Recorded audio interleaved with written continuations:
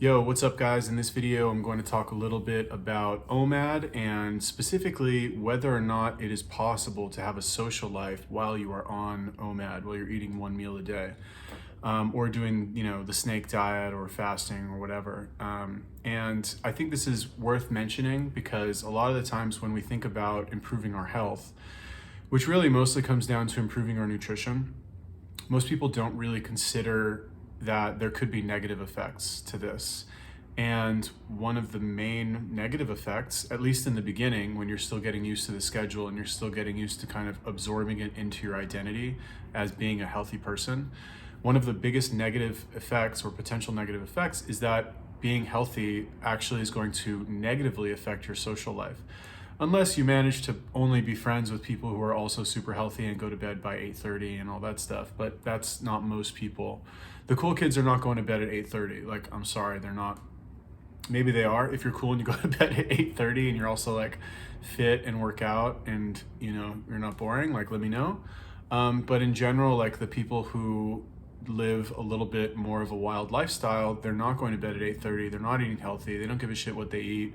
They smoke, drink, they do drugs, and that like reckless behavior is kind of what makes them more interesting. One could make the argument. So the issue is that, if we have OMAD, eating one meal a day, which I would argue is the superior eating schedule for most people, for most purposes, because it does not require much thought, if at all, like any thought. Like you eat once a day, that's it, done. Eat once a day, eat meat and eggs, you're fucking healthier than 90% of the people out there, 99 even. Doesn't require much thought and it's extremely effective. So if we're going to do this, because this is when it comes down to it, this is the ideal choice for how to eat, right? In my opinion, which is a fact. So if this is the ideal choice, but it has negative effects in other areas of our life, how do we reconcile that?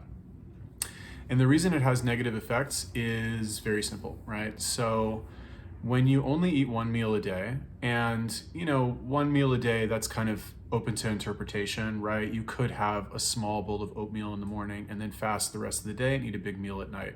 I would still consider that OMAD because you're still kind of achieving the same purpose, which is that you are preserving your insulin spike, I guess, for the end of the day when you're about to go to sleep. So the problem is that when you eat that big meal a day, or when you eat a big meal in like a period, you're going to get sleepy and you're going to want to go to sleep and you're not going to want to do anything other than lie around and, do like recreational activities.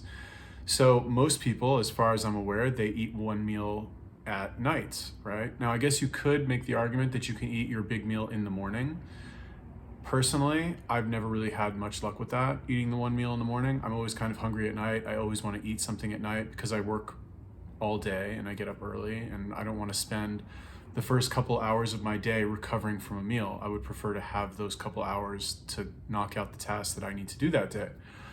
Maybe I could try that. If you have any experience with OMAD during the day, let me know, leave me a comment. I'd be curious to hear what you think. So traditionally, OMAD is not really compatible with having a social life because if you wake up early and you're going and you're working, which is what most people do, and you want to get your workout in, those two activities, they require a lot of energy. And if you're doing activities during the day that require a lot of energy and then you're kind of capping it off with a big meal where you're very hungry and you're going to eat a massive meal, and you're going to be very tired after that meal, it's not so easy to have a busy social life. And also some people are kind of nervous about eating a big meal in front of other people. So that might prevent them from going to dinner with them or something like that. Also, another problem that you can have with OMAD, and I experienced this quite a bit when I would go to these like Shabbat dinners in New York or Tel Aviv, for example.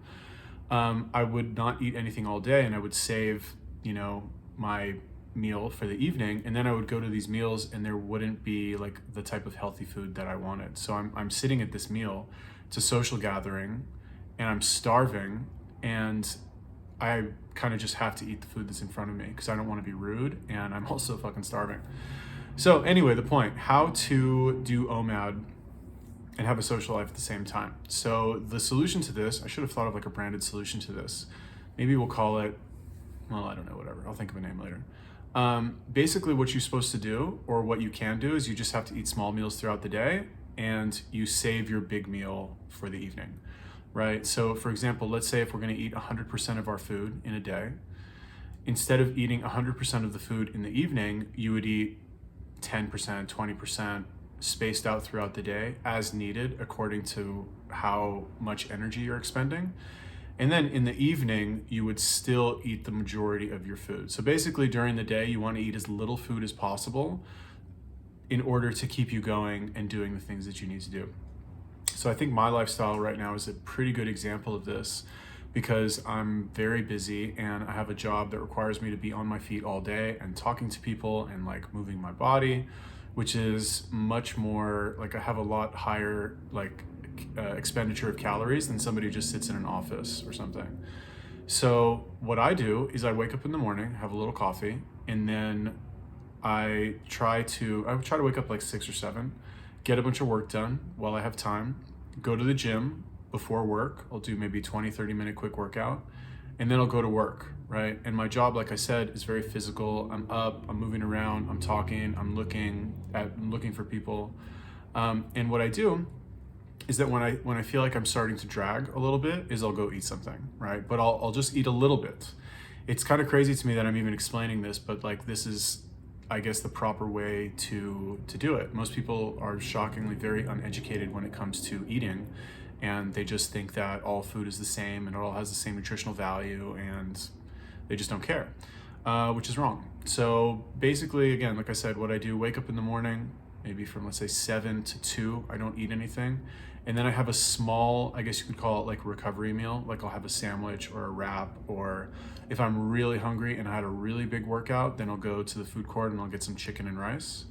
But the point is that you're not, the goal is to not eat until you're stuffed, right? You want to just kind of have a little bit, just enough to tide you over.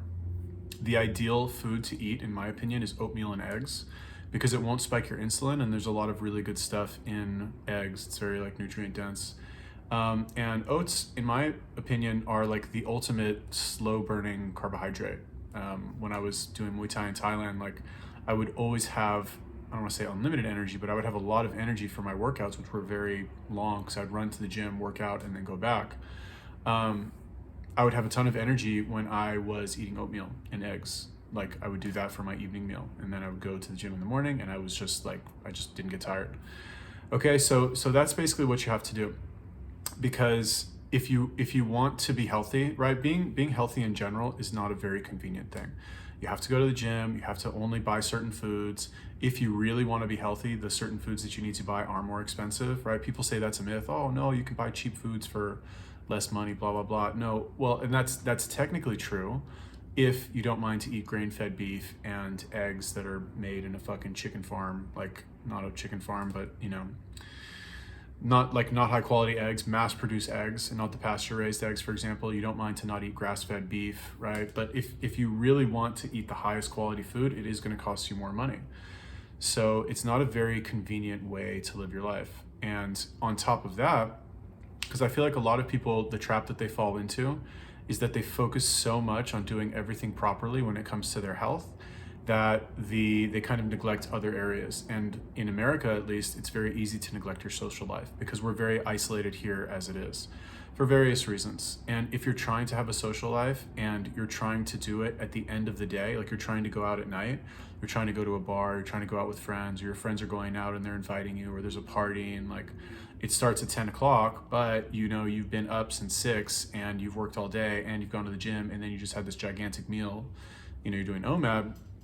You know, what are the odds you're going to do that? So it's much better to kind of space it out throughout the day.